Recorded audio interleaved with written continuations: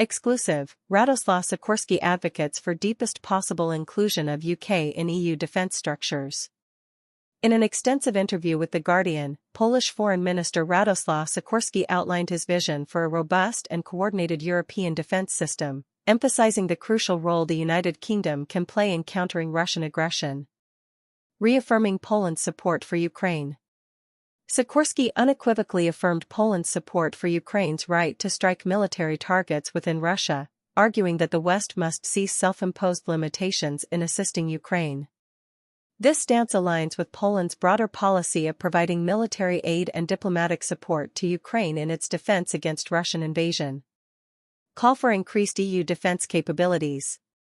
Sikorski advocated for a multifaceted approach to strengthening EU defense capabilities, including majority voting on EU sanctions to prevent delays caused by single-member state vetoes. Creation of a 5,000-strong EU mechanized brigade. Incentives for Ukrainian draft dodgers to return and defend their homeland. Poland's commitment to enhanced defense spending. Poland remains committed to allocating 4% of its GDP to defense, while encouraging other EU member states to increase their defense spending. Sikorski emphasized the need for a military reorientation, recognizing the importance of both advanced weaponry and high-volume, low-tech equipment. Europe's defense deficit. Sikorski acknowledged Europe's lagging defense capabilities, attributing it to years of underinvestment and disarmament.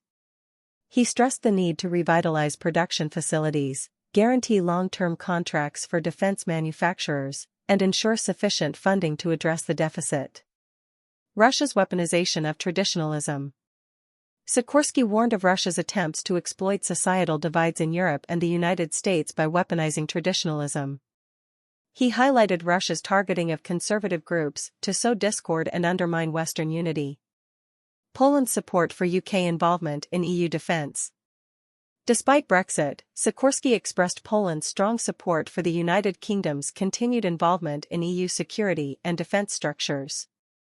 He suggested that the UK could participate as a permanent guest at the Foreign Affairs Council and engage in structured dialogue on key defense-related issues. Addressing Ukrainian draft avoidance. Sikorski stressed the need for a European-wide approach to address Ukrainians avoiding conscription. He rejected the notion of social security payments for draft dodgers, emphasizing the fundamental human rights of those fighting on the front lines. The escalation game. Sikorski emphasized the importance of keeping Putin guessing about Western intentions and avoiding self-imposed limitations. He advocated for a strategic approach to escalation, ensuring that Russia remains uncertain of potential Western responses. Skepticism of Russian nuclear threats. Sikorski expressed skepticism about Russian threats to use nuclear weapons, citing credible U.S. warnings and the potential for severe consequences if such a taboo were breached.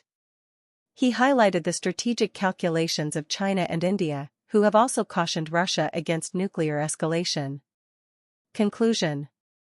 Radosław Sikorski's vision for a robust European defense system places great importance on the UK's continued involvement.